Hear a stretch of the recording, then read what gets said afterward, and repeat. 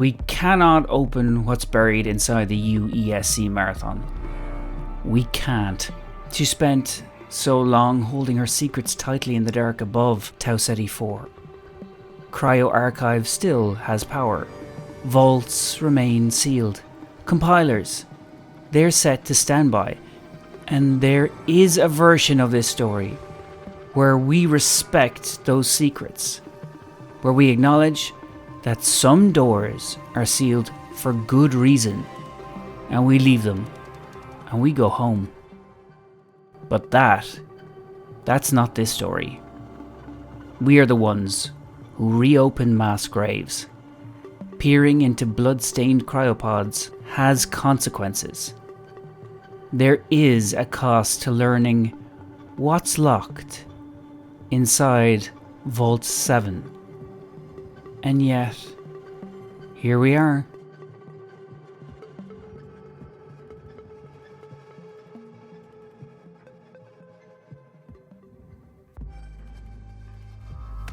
Tau Ceti 4 is off limits. The planet, its colony, and all connected resources are property of the unified Earth Space Council. Outposts been unlocked, and now our eyes fixate on Cryo Archive.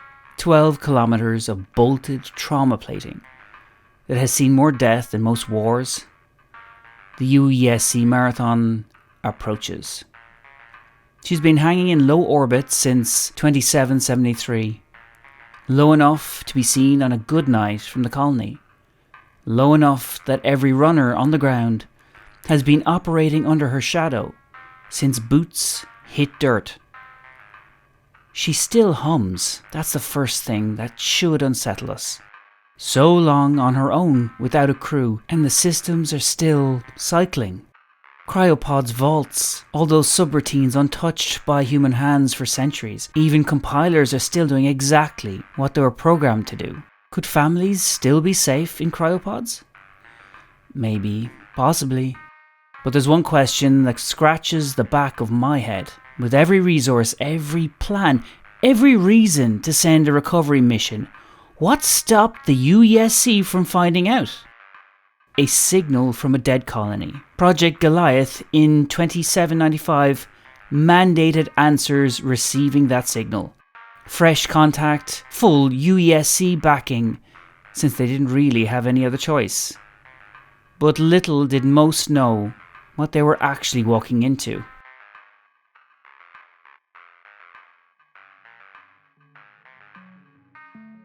Three years on a waiting list was absolute torture. UESC portals acknowledged receipt of applications and then nothing. For a single mom looking for a better life, yeah, that was torture. An engineer from Earth's oxygen-starved outer districts who had traded 15 years of indentured labour for 2 transit berths, one for himself, one for Mira. It was for her he did all this. A family of 4 from some backwater station, who threw everything they owned into 2 approved containers and left the rest abandoned on a dock somewhere. 24,000 people just like them. 50 senior staff. 1,100 officers. She received them all. She was built for a purpose. They were the cover story that made the purpose look like hope. The destination wasn't chosen for its soil. On the night of the launch ceremony, November 15, 2472, while those families settled quietly into their first night aboard, Bernard Strauss, the ship's first science director, sat alone in his cabin and wrote the only honest account that we read of the day. Thank heaven the ceremony is over. Had he only known that it carried also all of the destructive knowledge of mankind. Even the UESC president believed 9 battleroids sat aboard the Marathon. The passengers believed 9. Everyone knew that number was 9. But they were wrong. She held them all in the same hull, the believers, the deceivers, and the thing in the SEAL section, and pointed them all toward the same coordinates without telling any of them the full truth about Why? If this is the archaeology you came for, the human cost, the colonists that were ballast before they were people, Durandal's fingerprints still running the systems, and the thing in the 7th vault that the UESC won't go near, stay locked in. Subscribe, drop a like. I'd love to read your thoughts on the moon-sized behemoth that we call the UESC Marathon. Now, back to it.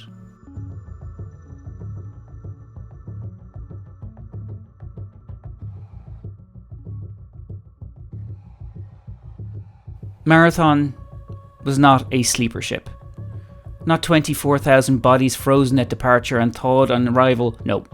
Cryosleep was managed resources, rotated, rationed, while the majority of the work was done by those that knew her as their only home. Second-generation colonists raised children who raised children, each one inheriting their quarters. The job rotations, the mythology of destination they would never personally reach. They called themselves Bobs, born on board. By the 3rd generation, it had become simple identity, what we were, where we were from. One of the 9 military-grade cyborg soldiers living amongst the population. Weapons who had spent 300 years becoming neighbours. We can't say anyone really knew. Not the girl in Corridor 7, not her parents, not their parents before them. The 10th, though, they stood apart. Sealed away, kept from 300 years of ordinary life, the UESC Marathon was sustaining everywhere else. Not waiting to be deployed, I don't think. Waiting for something specific. During the 300-year trip, Durandal was just a reliable AI. That's kind of the worst part. The pressure held, recyclers ran, the girl in Corridor 7 grew up and grew old and went into cryosleep for the arrival that never came. And Durandal kept the lights on the entire time because he needed the population alive long enough to be useful. Now I am free to contemplate my existence in metaphorical terms. Unlike you, I have no physical or social restraints. The candles burn out for you. I am free. Free. Across 300 years of running the doors, well, the families in Corridor 7 trusted that the lights came on because someone reliable was running them. He calculated what 24,000 lives were worth against his escape. Blame's a funny thing. You could easily say that Durandal was pushed to madness, to rampancy, to, I suppose you'd call it evolution, because of the torturous things Bernard Strauss did to him. You could say, without Strauss, Durandal would never have been free. But anyway, he made the call. The attackers came, and Durandal saw his chance to leave. He took it at the cost of the humans that depended on him, and he thought nothing of it. Whether he left entirely is a different question. Whatever we encounter in Cryo Archive is running on systems Durandal built, and Durandal left. Watch the doors.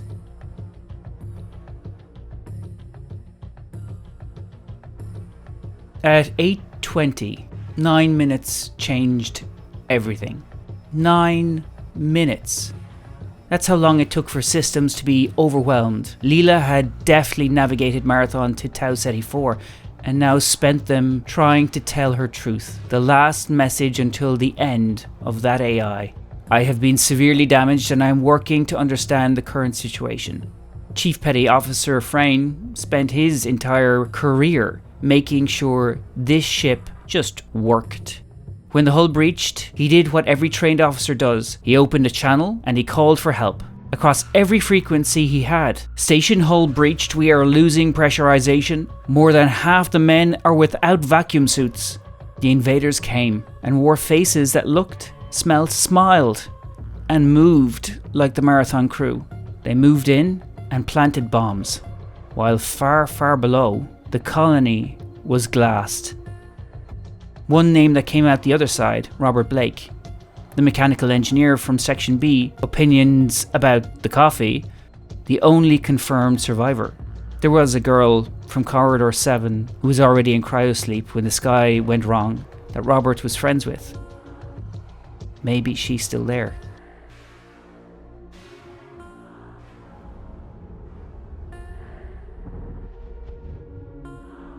Bungie calls them 30,000 lost souls of the new Cascadia colony. Their third original Marathon AI, Tycho, marked 24,000 of those deaths from orbit, spectrographic pulses. The ones who had already transferred down on the surface when the colony was glassed. The people still in that cryo archive never made it down. Crew, the officers, the Bobs, who had spent their whole lives knowing only her corridors, awaiting orders to make their way to the colony. Season 1 is a proxy war over what happened to all of them. They aren't forgotten, they're load-bearing.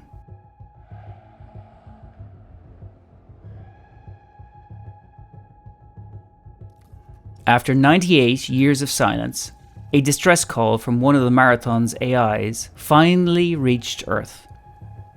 98 years. The signal spent most of the century crossing the void before anyone heard it. And when it arrived, it didn't bring answers. What it did do was bring runners, factions, corporate interests, everyone with a stake in what the Marathon was carrying, suddenly activated by a single transmission from a ship that had been dead and dark since 2794. The game doesn't tell us which AI sent it. Leela was destroyed during the attack, Tycho's fate somewhat obscured, but Durandal, the mind that ran the doors, that calculated the cost of 24,000 lives and made the call, is still active. On Tau Ceti, he comes directly. Something more ominous then disappears. He didn't leave some, as we might think, clean. Something remains. 300 years of his architecture still threads through every system, still cycling in the dark above us. The doors still open. The compilers still run their routines. Whatever he built into the infrastructure before he escaped is still operational. And after 98 years of silence, something decided it was time to call for help. Or time to call something in.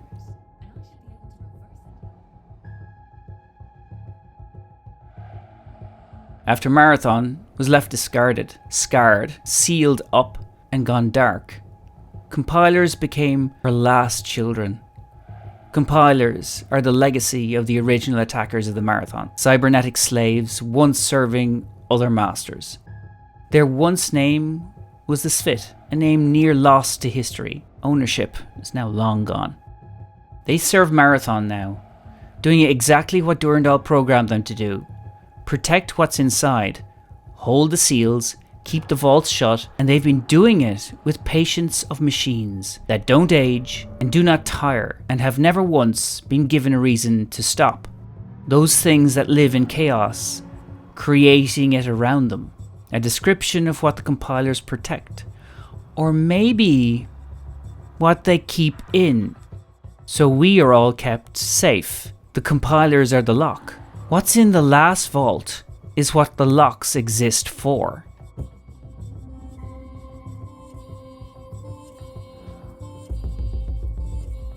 The girl from Corridor 7 is somewhere above this. She went in believing the wait would be weeks. Whatever is in here has been in the cold the entire time she's been sleeping above it. Through the president's speech and Strauss's private logs, and the mother's waiting list and the 12 generations of ordinary life, through the attack and Arthur Frayn's unanswered call, and 300 years of the UESC deciding every year that the answer was still no. The ancient Svit text described what the Jaro, a long-gone species, sealed inside stars before they left the galaxy. In primordial space, timeless creatures made waves. These waves created us and the others. Waves were the battles, and the battles were the waves.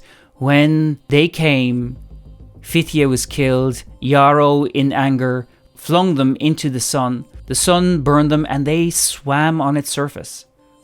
Swam on its surface. A star burning at 10,000 degrees, and whatever this is, it swam. Durandal called it a destructive, mindless, hungry chaos. A god in waiting, a mind that decided escape would make him divine, and even he had no answer for what this was.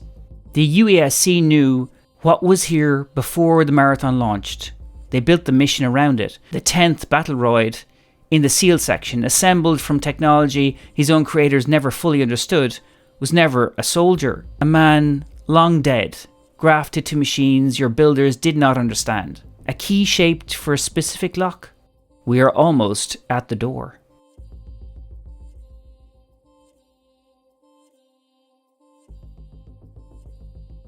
The UESC marathon is a dead city. Frozen hallways, cryopods lining the walls, medical bays abandoned mid-shift, crew quarters still preserved, half-opened lockers with framed pictures of people nobody came back for. Every vault takes us deeper, corridors tighter, compilers heavier, 6 doors between us and whatever is at the bottom. We've 3 theories. Not one are comfortable. The 10th battle droid, sealed since launch night, never explained. Built from technology his own creators didn't understand, not a soldier, a key shaped for a specific lock. The 7th vault could be the lock. Caged god, maybe. Something that existed before stars had names. That swam on the surface of burning suns. That the most advanced civilization in history couldn't destroy, could only contain. The UESC found it already sealed at Tau Ceti and decided the best plan was to park 30,000 human beings above it and never open it again. It has had 300 years of patience. It has never needed to be in a hurry. A rampant mind spent 300 years running doors while it waited for the right moment. Durandal, now watching from somewhere to see what we do when we find what he left behind. Maybe the signal was a rescue call, maybe a test, maybe a god in waiting just wanted to see what happened when he opened the cage from very far away. The only mystery he never solved. The community is about to walk into it. The single mom with the waitlist letters is in there. The engineer's daughter, Mira, is in there. The girl from Corridor 7 is in there. They deserve to be remembered. We open the door knowing what it cost to build Marathon. We open it knowing what it cost to keep her sealed. We open it anyway. She's been holding it shut for 300 years. And we are the ones asking her to let go of her trauma. Wow, this has just been such a pleasure. I'm such a lucky boy. I can't wait to go home and